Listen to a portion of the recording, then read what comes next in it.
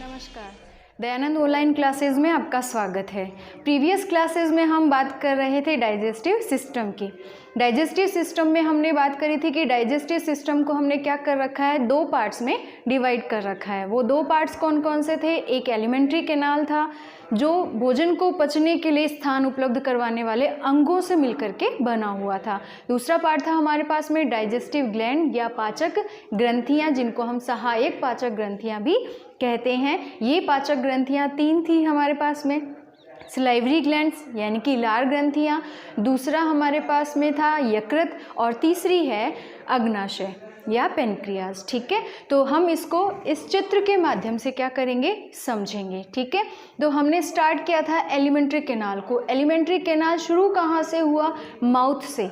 Alimentary canal क्या है? एक मांसपेशियों युक्त या मस्क्यूलाइन ट्यूब है, नलिकाकार संरचना है जो बहुत सारे अंगों से मिलकर के बनी हुई है और भोजन को पचने के लिए स्थान उपलब्ध करवाती है। ठीक है, तो ये एलिमेंट्री कैनाल जो है यहाँ से स्टार्ट होती है और यहाँ पर आकर के क्या होती है, एंड होती है। ये पूरी एक ट्यूब जैसी संरचना है जिसको हमने एलिमेंट्री कैनाल या आहार नाल नाम दिया है। ठीक है, नाल से पता चल रहा है नलिका, और आहार यानी कि भोजन, वह नलिका जिसमें भोजन का पाचन होता है आहार नाल कहलाती है। ठीक है, अब हम बात करते हैं आहार नाल के स्टार्टिंग हमने कहाँ से बताई थी?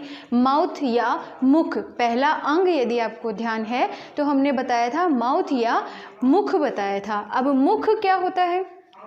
मुख दो ओष्ठों से, एक ऊपरी ओष्ठ और एक निचला ओष्ठ, दो ओष्ठों से या दो होठों से घिरी हुई एक छिद्र समान संरचना है जिससे भोजन को क्या किया जाता है, ग्रहण किया जाता है। उसे हम क्या कहेंगे? मुख कहेंगे। मुख आगे जा कर के, मुख जो है आगे खुल जाता है एक गुहा जैसी संरचना में, जिसको क्या कहा जाता है? बक्कल कैविटी कहा जाता है। यानी यहाँ पर अगर हम कहें कि ये एक आदमी है जिसका हमने फेस बनाया है, तो यहाँ पर क्या पाया जाएगा? मुख पाया जाएगा। ठीक है, ये मुख पाया जाएगा। तो ये जो दो ओष्ठ हैं, दो ओष्ठों से घिरा हुआ क्या कहते हैं, एक छिद्र क्या कहलाता है? मुख कहलाता है। मुख आगे किस में खुल जाता है? बक्कल कैविटी में खुल जाता है। ठीक है, तो ये क्या है? Buccal cavity. बक्कल कैविटी को हम हिंदी में क्या कह रहे हैं? मुख गुहा कह रहे हैं। तो ये है हमारी मुख गुहा। ठीक है, इस मुख गुहा में ये जो ऊपरी भाग आपको दिखाई दे रहा है, ये आप अपना मुंह खोल कर देखेंगे तो ऊपर का वाला जो भाग है ये वो वाला रीजन है, वो वाला क्षेत्र है जिसे हम क्या बोलते हैं? तालू कहते हैं। ठीक है, ये नीचे वाला भाग जहाँ पर हमारी जीभ या जिह्वा जो है वो जुड़ी हुई रहती है, और ये क्या है? हमारी जिह्वा या टंग या जीभ है। ठीक है, तो बक्कल कैविटी मुख गुहा है। मुख गुहा के अधर तल पर क्या है? टंग या जिह्वा है, जीभ है। ठीक है, और ऊपर की तरफ क्या है? पैलेट या तालू होता है। ठीक है, अब इसके बाद में बक्कल कैविटी में इन संरचनाओं के अलावा क्या पाए जाते हैं? जबड़े पाए जाते हैं। ठीक है, इन जबड़ों पर क्या लगे हुए होते हैं? दांत लगे होते हैं। इसको ब्रीफ में हम बाद में बात करेंगे, एक एक अंग को लेकर के हम उसकी संरचना, उसकी हिस्टोलॉजी, उसका उत्तकीय संरचनाएं सभी हम बात करेंगे। यहाँ पर सिर्फ हम इस चित्र को समझ रहे हैं। ठीक है, तो बक्कल कैविटी में हमने क्या देखा? ऊपर वाला तालू है, नीचे की तरफ जीभ पाई जाती है और इसके अंदर दांत पाए जाते हैं। ठीक है, इसके बाद में हम बात कर रहे हैं कि इस तरफ देखते हैं तो इसमें क्या पाए जाते हैं? 1, 2 और 3 क्या पाई जा रही हैं? ग्रंथियाँ पाई जाती हैं। यानी कि हमारी मुख गुहा में 3 जोड़ी, ओनली 3 नहीं, 3 जोड़ी क्या पाई जाती हैं? ग्रंथियाँ पाई जाती हैं। इन 3 जोड़ी ग्रंथियों का नाम क्या है? इन ग्रंथियों को हम लार ग्रंथियाँ कहते हैं। क्या कहते हैं? लार ग्रंथियाँ। तो आपको ध्यान में रखना है कि मुख गुहा में 3 जोड़ी लार ग्रंथियाँ पाई जाती हैं। तीनों के नाम क्या होंगे? पहली ग्रंथि है पैरोटिड ग्लैंड, जिसको हिंदी में कहा जाता है कर्ण पूर्व। पहली ग्रंथि कौन सी है? पैरोटिड ग्लैंड या कर्ण पूर्व ग्रंथि है, जो हमारे कान के पूर्व यानी पहले, हमारे कानों के पहले की तरफ या आगे की तरफ पाई जाती है। तो ये कर्ण पूर्व ग्रंथि कहलाती है या पैरोटिड ग्लैंड कहलाती है। दूसरी ग्रंथि हमारे पास कौन सी है? सब मैक्सिलरी ग्रंथि है, जिसको हिंदी में क्या कहा जाता है? अधोजंभ, क्या कहा जाता है? अधोजंभ ग्रंथि जिसको कहा जाता है, ठीक है। सब मैक्सिलरी ये कहाँ पर पाई जाती है? हमारे जबड़ों के किनारों पर पाई जाती है, ठीक है। आपने देखा होगा कि कई बार हम खट्टी चीज़ खाते हैं या फिर किसी को खाते हुए देखते हैं तो हमारे मुंह में पानी आने लगता है, वो किसके कारण से आता है? सब मैक्सिलरी ग्लैंड के कारण आता है, ठीक है। तीसरा है सबलिंगुअल ग्लैंड। सबलिंगुअल ग्लैंड का मतलब जो जीभ के नीचे स्थित होती है। कहाँ पर होती है? जीभ के नीचे, यानी कि अधोजिह्वा, जीभ के नीचे की तरफ जो स्थित होती है उस ग्रंथि को हम क्या बोलते हैं? सबलिंगुअल ग्रंथि बोलते हैं। ये तीनों ही ग्रंथियाँ क्या हैं? लार ग्रंथियाँ हैं। एक एक जोड़ी पाई जाती हैं, यानी टोटल 3 जोड़ी ग्रंथियाँ या टोटल 6 ग्रंथियाँ हमारे अंदर बक्कल कैविटी में होती हैं। इसके बाद में एक पाइप समान संरचना कहाँ पर जाती है? स्टमक के अंदर जाती है। ये पाइप समान संरचना 2 भागों में बटी हुई होती है। इसका पहला भाग जो कि बक्कल कैविटी से जुड़ा हुआ रहता है फेरिंग्स कहलाता है, और दूसरा भाग जो कि स्टमक से जुड़ा हुआ रहता है ईसोफेगस कहलाता है, ठीक है। इसके बाद ईसोफेगस जिसे हम फूड पाइप के नाम से भी जानते हैं, और अगर मैं हिंदी में कहूँ तो इसको हम ग्रसिका कहते हैं, ठीक है। तो यह है ग्रसिका। आगे जाकर किस में खुलती है? स्टमक में खुलती है। ग्रसिका जो है इसकी लंबाई कितनी होती है? 25 सेंटीमीटर होती है, ठीक है। तो ये जाकर किस में खुलती है? स्टमक में खुलती है। स्टमक क्या है? जिसे आप हिंदी में आमाशय कह रहे थे, ठीक है। तो स्टमक या आमाशय में खुल जाती है। स्टमक या आमाशय जो है ये आगे खुलता है फिर से एक नलिकाकार संरचना में, जिसे हम छोटी आंत कहते हैं। क्या कहते हैं? छोटी आंत। छोटी आंत यानी कि स्मॉल इंटेस्टाइन। और स्मॉल इंटेस्टाइन के मैंने आपको बताया कि कितने भाग होते हैं? स्मॉल इंटेस्टाइन या छोटी आंत जो है इसके 3 भाग होते हैं, और 3 भाग में से पहला जो भाग है वो कौन सा होता है? 3 भाग में से पहला भाग कौन सा होता है? ग्रहणी होता है, ठीक है। तो स्टमक आगे खुलता है छोटी आंत में, और छोटी आंत का भी पहला भाग कौन सा होता है? ग्रहणी होता है, जिसमें ये आकर के खुल जाता है, ठीक है। अब इस ग्रहणी के अंदर आपको 2 और संरचनाएं जुड़ी हुई दिखाई दे रही हैं। तो इस ग्रहणी में 2 भुजाएं हो गई, ये ऊपरी भुजा हो गई और ये निचली भुजा हो गई। तो ग्रहणी की ऊपरी भुजा से कौन जुड़ा हुआ रहता है? लीवर जुड़ा हुआ रहता है, यकृत जुड़ा हुआ रहता है। लीवर जो है हमारे शरीर की सबसे बड़ी ग्रंथि है, सबसे बड़ी ग्रंथि है। दूसरी बात, सबसे बड़ी पाचक ग्रंथि है। सबसे बड़ी ग्रंथि का मतलब तो हो गया कि हमारे शरीर में जितनी भी ग्रंथियां होती हैं उन सभी ग्रंथियों में सबसे बड़ी ग्रंथि है, और सबसे बड़ी पाचक ग्रंथि है। इसका मतलब क्या है कि जो 3 पाचक ग्रंथियां हमने यहाँ पर लिखी हैं, सलाइवरी ग्लैंड, यकृत और अग्नाशय, इन तीनों में ये सबसे बड़ी होती है, ठीक है। तो लीवर क्या है? सबसे बड़ी ग्रंथि है, जो क्या करता है? भोजन को पचाने में सहायता करता है और बाइल जूस सीक्रेट करता है। इसके बाद में ग्रहणी की जो दूसरी भुजा है, जो निचली भुजा है, उसके अंदर एक संरचना जुड़ी हुई होती है, पत्ती जैसी संरचना या लीफ लाइक संरचना होती है। पत्ती समान जो संरचना होती है उसे क्या कहा जाता है? पेनक्रियाज। पेनक्रियाज और लीवर दोनों ही क्या है? पाचक ग्रंथियां हैं। पेनक्रियाज के बारे में आपको जो बात ध्यान रखनी है वो ये है, ये तो सिर्फ कैसी ग्रंथि है? बहिश्रावी ग्रंथि है। बहिश्रावी ग्रंथि है, यानी कि अपना जो भी श्रावण होगा वो इस ट्यूब में लाएगी और ट्यूब में लाकर ग्रहणी में छोड़ देगी। लेकिन जो ये है पेनक्रियाज जो है ये एक मिक्स ग्लैंड है, एक मिश्रित ग्रंथि है, यानी ये बहिश्राव्य भी होती है, अपना श्रावण यहाँ पर ग्रहणी में भी छोड़ती है, और अंतःश्रावी भी होती है, यानी कि अपना जो श्रावण है वो किस में छोड़ती है? रक्त में भी छोड़ती है, ठीक है। तो पेनक्रियाज या अग्नाशय जो है, पेनक्रियाज या अग्नाशय जो है वो क्या है? एक मिश्रित ग्रंथि है, ठीक है। कैसी ग्रंथि है? मिश्रित ग्रंथि है। इसके बाद में आ जाते हैं हम किस में? बड़ी आंत्र पर। बड़ी आंत्र जो है इसके कितने भाग हैं? 3 भाग हैं। बड़ी आंत्र के कितने भाग हैं? 3 भाग हैं। और 3 भाग कौन कौन से हैं? ये जो आपको पूरी दिखाई दे रही है, यहाँ से लेकर ये चौड़ा वाला जो भाग पूरा आपको दिखाई दे रहा है, ये भाग क्या है? बड़ी आंत्र है। जबकि ये कोइल्ड संरचना आपको यहाँ से लेकर यहाँ तक, ये जो कोइल्ड संरचना आपको दिखाई दे रही है, ये क्या है? छोटी आंत्र है। और ये वाला भाग जो आपको चौड़ा दिखाई दे रहा है, मैंने पहले भी आपको बताया, व्यास के आधार पर हम इनको छोटी और बड़ी आंत्र कहते हैं। ठीक है, तो इसका व्यास, इसकी चौड़ाई आपको दिख रही होगी कि इसका व्यास कम है, तो ये छोटी आंत्र का भाग है। और ये चौड़ा जो भाग है, जिसका डायमीटर बहुत बड़ा है, व्यास चौड़ा है, वो क्या है? बड़ी आंत्र है। तो ये पूरी की पूरी बड़ी आंत्र है। ठीक है, छोटी आंत्र में ये ग्रहणी हो गया, ये वाला भाग जो है ये जेजुनम हो गया, और ये जो भाग है ये क्या कहलाता है? इलियम कहलाता है। ठीक है, ये भाग कौन सा है? इलियम है। और ये बड़ी आंत्र है। अब इस बड़ी आंत्र में हमको देखो कितनी भुजाएं दिखाई दे रही हैं? 1, 2 और ये 3 भुजाएं हमें दिखाई दे रही हैं। तो बड़ी आंत्र है, इसमें 1, 2, 3 भुजाएं हो रही हैं। तो तीनों का हम क्या देंगे? नाम देंगे।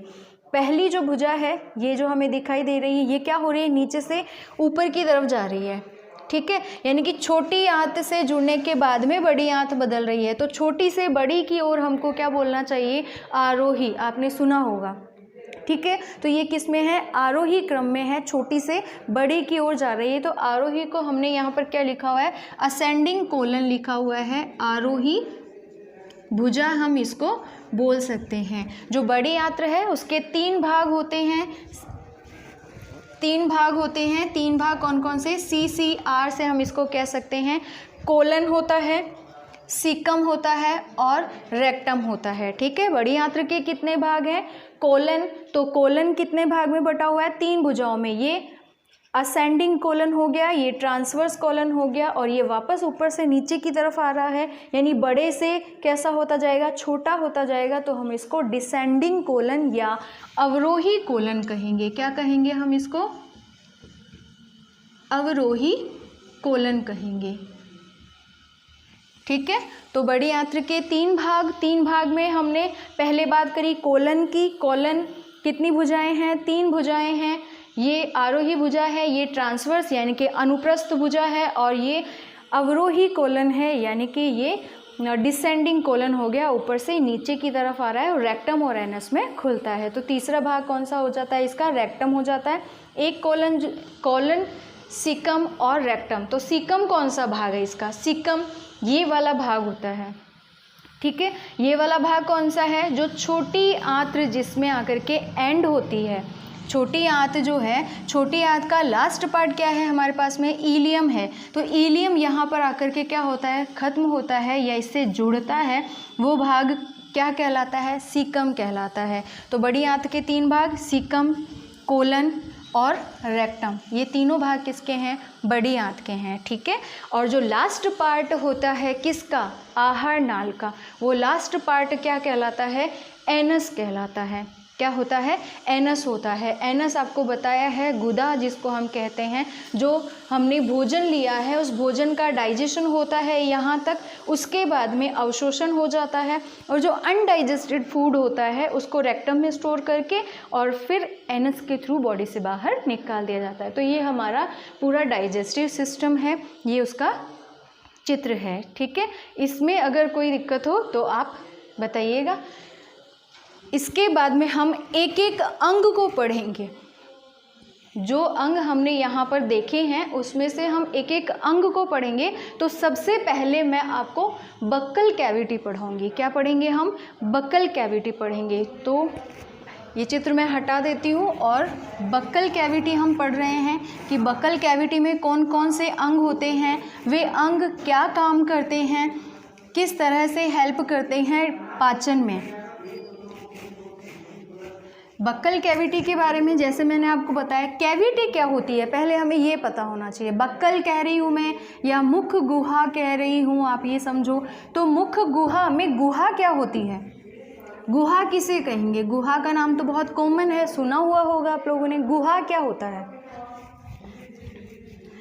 गुहा हम उस क्षेत्र को बोलते हैं, उस स्थान को बोलते हैं जो चारों तरफ से क्या होता है, घिरा हुआ होता है, जिसके ऊपर नीचे दाएं बाएं आगे पीछे कुछ ना कुछ अवश्य होता है, वो बिल्कुल खाली या ब्लैंक नहीं होता है, वहाँ पर कुछ ना कुछ पाया जाता है। यानी हम ये कह सकते हैं कि गुहा वह स्थान है जहाँ जो सब तरफ से क्या होता है, चारों ओर से घिरा हुआ रहता है। तो मुख गुहा भी वह अंग हो गया जो चारों तरफ से क्या हुआ है, घिरा हुआ है। तो किन से घिरा हुआ है उनके बारे में हम यहाँ पर बात करेंगे, ठीक है। तो सबसे पहले हम पढ़ रहे हैं बकल कैविटी। अब देखो, जब हम भोजन ग्रहण करते हैं तो हमको समझ में आ रहा है कि सबसे पहले आगे की तरफ क्या पाए जा रहे हैं, ओष्ठ पाए जा रहे हैं। क्या पाए जा रहे हैं, ओष्ठ, या जिनको हम होठ या लिप कहते हैं, ठीक है। तो ओष्ठ पाए जा रहे हैं। तो हमारी बकल कैविटी में आगे की तरफ किससे बंद हो गई है, ओष्ठों से बंद हो गई है। तो पीछे की तरफ क्या पाया जाता है, पीछे की तरफ मैंने अभी आपको यहाँ पर चित्र में बताया था कि यहाँ पर ओष्ठ पाए जाएंगे, तो ये पीछे वाला भाग हो गया, ये आगे वाला हो गया। यहाँ पर क्या है, फेरिंग्स है, ठीक है। तो यहाँ पर फेरिंग्स वाला रीजन हो गया। ऊपर क्या है, ऊपर की तरफ आप अपना मुंह खोल करके देखेंगे तो ऊपर की तरफ एक कठोर संरचना होती है जिसको हमने क्या नाम दिया है, तालू नाम दिया है, या इंग्लिश में कहें तो पैलेट होता है। तो नीचे की तरफ क्या होती है, जीभ होती है। तो ये हो गई चारों तरफ से बंद। बात कर रहे हैं हम किसकी, बकल कैविटी की, ठीक है। मुख गुहा की हम बात कर रहे हैं, ठीक है। हम ये मान लेते हैं कि ये गुहा है, ये मुख गुहा है। इस मुख गुहा में ऊपर की तरफ क्या पाया जा रहा है, पैलेट या फिर तालू पाया जा रहा है। नीचे की तरफ क्या है,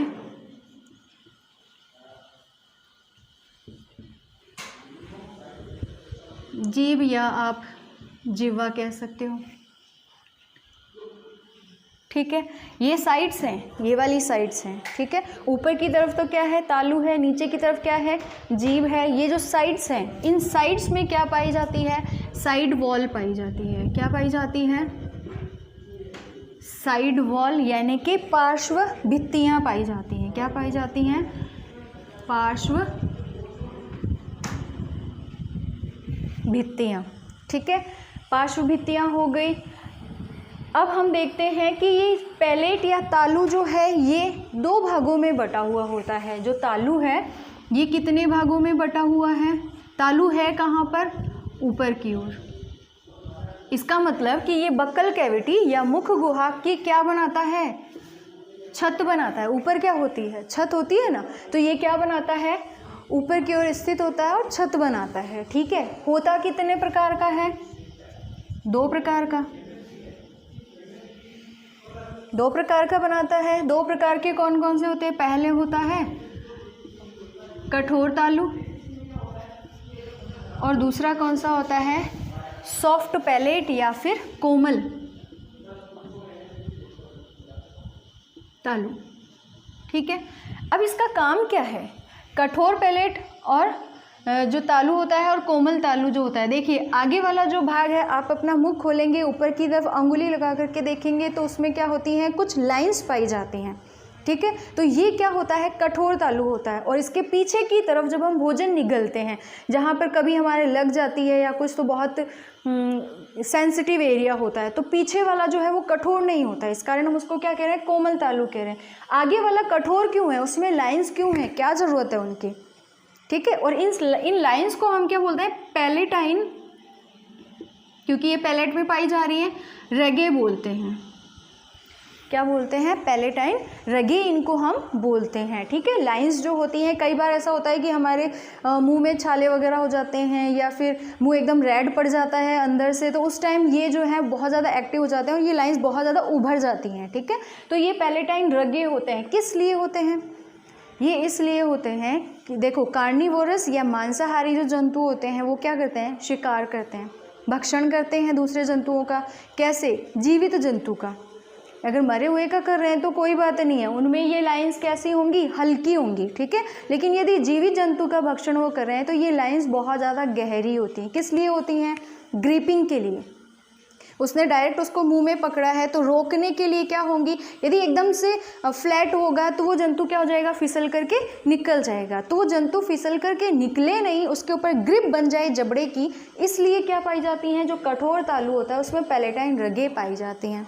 ठीक है, अब ये तो हो रहा है कि इसमें जो मांसाहारी जंतु हैं और जो जीवित जंतुओं को पकड़ते हैं, शिकार करते हैं। ठीक है, अब वे जंतु जो हर्बीवोरस हैं, यानी कि जो चरते हैं, ग्रेजिंग करते हैं, घास खाते हैं, जैसे गाय, भैंस, बकरी, खरगोश, शाकाहारी जंतु। ठीक है, तो इनमें ये कठोर तालु में लाइंस जो है बहुत ही क्या होती हैं, हल्की होती हैं। क्यों होती हैं, क्योंकि वो घास खा रहे हैं, क्योंकि वो रोटी खा रहे हैं, है कि नहीं है, क्योंकि वो ऐसी चीज़ें खा रही हैं जो कहीं भाग के नहीं जा रही हैं, वो इनएक्टिव हैं, उनकी मर्जी हुई तब उठा के खाया, और नहीं तो वो पड़ा हुआ है, वो भोजन कहीं भाग के नहीं जाएगा, इसलिए उसके ऊपर ग्रिप बनाने की कोई भी ज़रूरत नहीं है। अगर एक बार मुंह में रख लिया तो रख लिया, हमारी मर्जी होगी तब हम उसको खाएंगे और मर्जी होगी तब निकालेंगे, वो खुद से कुछ भी नहीं कर रहा है, इसलिए हमें ग्रिपिंग की कोई आवश्यकता नहीं है उनके अंदर। तो कार्निवोरस में पैलेटाइन रगे बहुत ज़्यादा गहरे होते हैं, बहुत उभार वाले होते हैं, जबकि हर्बीवोरस में ये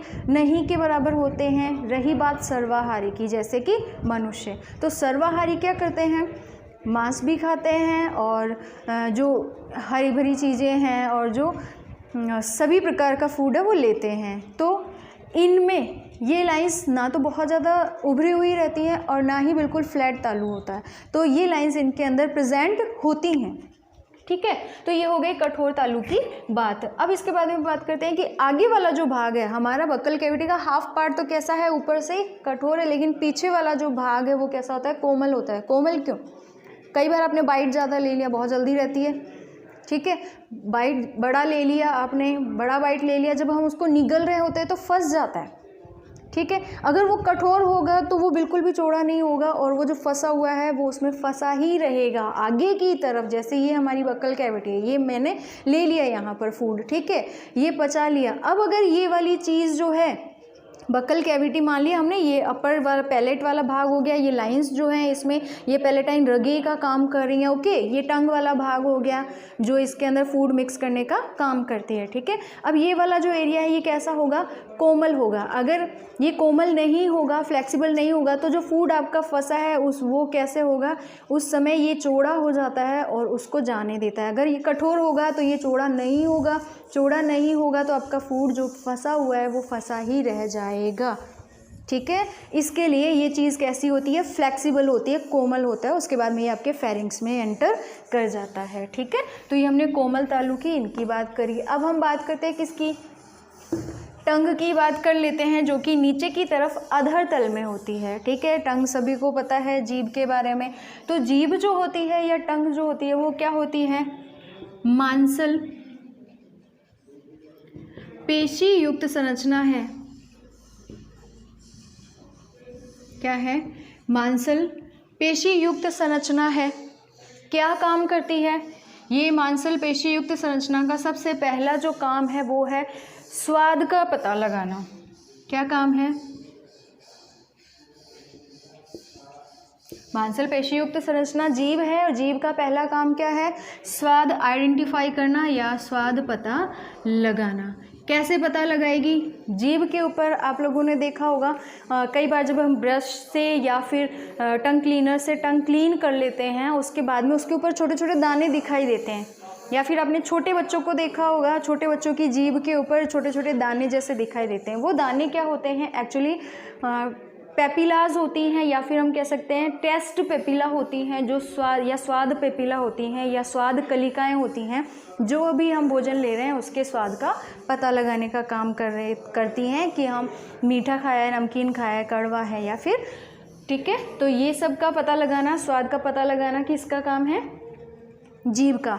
दूसरा काम क्या है, दूसरा काम होता है टेम्परेचर या ताप मेंटेन रखना या ताप का पता लगाना। ठीक है, टेम्परेचर का कैसा है, आपने देखा होगा कि जो डॉक्टर है वो थर्मामीटर कहाँ लगाते हैं, हमारी जीभ के नीचे लगाते हैं। इट मीन्स ये ताप का पता लगाने में भी कैसे है, सहायक होती है। तीसरा जो इम्पोर्टेंट काम होता है इसका वो है भोजन में लार मिक्स करना। तीसरा काम क्या होता है, भोजन में लार मिक्स करना। लार मिलाना, क्योंकि जो लार है वो स्रावित हो रही है पैरोटिड ग्लैंड से, मैक्सिलरी ग्लैंड से, और स्रावित हो रही है किससे, जो हमारी सबलिंगुअल ग्लैंड है उनसे। वो अपनी अपनी जगह पर, स्थान पर जो है स्रावित कर रही हैं। तो भोजन हमने जो लिया है, जो बाइट हमने मुंह में रखा है, उसके अंदर लार मिक्स होगी कैसे, वो घूमेगा किसकी सहायता से, जीभ की सहायता से। ठीक है, नेक्स्ट है भोजन को मैस्टिकेट या पीसने में मदद करने के लिए। किसने, पीसने के लिए, क्योंकि भोजन हमने रखा मुंह में, दांत हमारे कहाँ हैं, साइड में है और आगे है, तो भोजन अपने आप तो उठ करके दांतों के पास में जाएगा नहीं, तो उसको इधर उधर मुंह में हिलाने का काम, यानी कि मूवमेंट करने का, भोजन को हिलाने का काम कौन करता है, करती है। ठीक है, तो इस प्रकार से ये सारे काम किसके हो जाते हैं, टंग के हो जाते हैं। इसके बाद में हम बात करते हैं किसकी, साइड वॉल्स की। अब देखो साइड वॉल्स के कारण क्या हो जाता है, साइड वॉल्स दो तरीके से हम बात कर सकते हैं कि भाई हमारी जो चिक है, इन चिक की जो वॉल है वो भी साइड वॉल का काम कर सकती है, और जो हमारे जबड़े हैं जब हम इनको बंद कर लेते हैं तो ये भी क्या करते हैं, साइड वॉल का काम करते हैं, या मुंह खुला हुआ भी है तो भी ये साइड वॉल का काम तो जबड़े भी करते हैं। तो वास्तव में साइड वॉल्स कौन सी मानेंगे हम, जो हमारी चिक वॉल है वो मानेंगे, अंदर की तरफ वाली। ठीक है, तो हमारी जो चिक वॉल है उनको हम मानेंगे, या फिर जो हमारे जबड़े हैं उनको मानेंगे।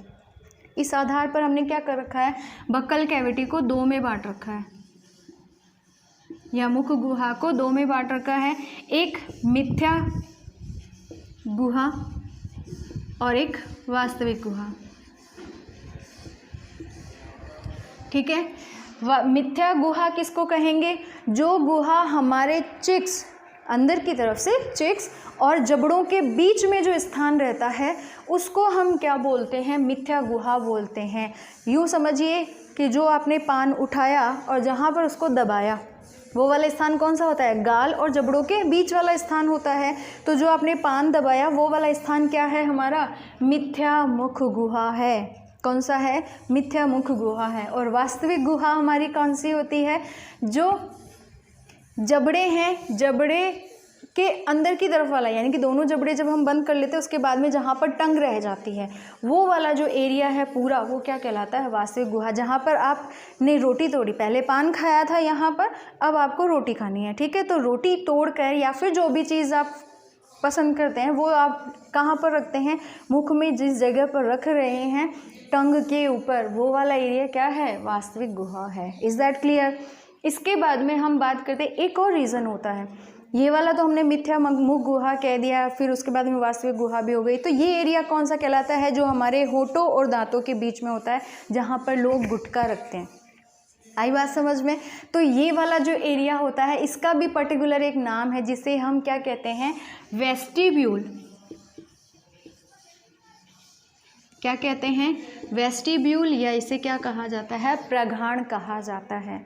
ठीक है, तो ये आपको ध्यान में रखना है। कैसे याद रखेंगे, जहाँ हमने पान रखा वो क्या है, मिथ्या गुहा है, जहाँ हमने रोटी का घास रखा वो वास्तविक गुहा है, और जहाँ पर हमने नहीं, जिन लोगों ने भी गुटखा रखा होता है, जो लोग गुटखा खाते हैं, वो स्थान कौन सा होता है, जो होठ के नीचे यहाँ पर दबाते हैं, वो क्या कहलाता है, प्रघाण कहलाता है। ठीक है, अदरवाइज़ नहीं लेना है, बात समझनी है। इसके बाद में हम बात करते हैं किसकी, साइड वॉल्स की बात हो गई। अब बात करिए हमने साइड वॉल्स में भी किसकी, वास्तविक गुहा किससे बन रही है, ये बन रही है जबड़ों से। वास्तविक गुहा किससे बन रही है, जबड़ों से। तो हमको इसके बारे में नहीं बात करनी है, हमको इसके बारे में बात करनी है। ठीक है, अब जबड़े क्या समझते हैं, जबड़ों के बारे में दो जबड़े होते हैं हमारे, एक ऊपरी जबड़ा, ये जो पूरा कहलाता है, एक होता है निचला जबड़ा। ठीक है, मोस्ट इम्पोर्टेंट जो हमें याद रखना है, मान लीजिए ये हमारा ऊपरी जबड़ा है और ये निचला जबड़ा है। ठीक है, ऊपरी जबड़ा अपनी जगह पर फिक्स्ड रहता है, ये आपको ध्यान में रखना है कि जो ऊपरी जबड़ा है वो अपने स्थान पर क्या होता है, फिक्स्ड रहता है, मूव नहीं करता है। तो मूव कौन सा करता है, क्रियाक्रम होते हैं, जो भी कार्यक्रम किए जाते हैं वो सब मूवमेंट्स जो हैं वो किस में होते हैं, निचले जबड़े में होते हैं। बात समझ में आ गई। हम जब बोलते हैं, कुछ खाते हैं, पीते हैं, हमको लगता है कि हमारे दोनों जबड़े चल रहे हैं, लेकिन वास्तविकता क्या है, केवल नीचे वाला जबड़ा ही मूव करता है। आप अपने आप से मुख खोल करके ये चीज़ को क्या कर सकते हैं, चेक कर सकते हैं। ठीक है, तो जबड़े कितने होते हैं, साइड वॉल्स जो हैं वो हमारी किससे बनी हुई हैं, जबड़ों से बनी हैं। जबड़े कितने हैं, 2 हैं, एक ऊपरी जबड़ा है और एक निचला जबड़ा है। ऊपरी जबड़ा क्या करता है, अचल होता है। ऊपरी जबड़ा कैसा होता है, अचल होता है, यानी कि इसमें किसी भी प्रकार का हलचल या किसी भी प्रकार की मूवमेंट जो है ये इसमें नहीं होती है। जबकि निचला जबड़ा जो होता है वो कैसा होता है, चल होता है, स्थिर नहीं होता है, और इसके अंदर क्या होती है, हलचल होती है। आपके मुख को खोलने का, बंद करने का सभी काम कौन करता है, निचला जबड़ा करता है। ठीक है, यहाँ तक किसी को कोई दिक्कत हो तो कमेंट बॉक्स में लिख करके बताएं। आज की क्लास यहीं तक, इसके बाद में हम नेक्स्ट क्लास में बात करेंगे। धन्यवाद।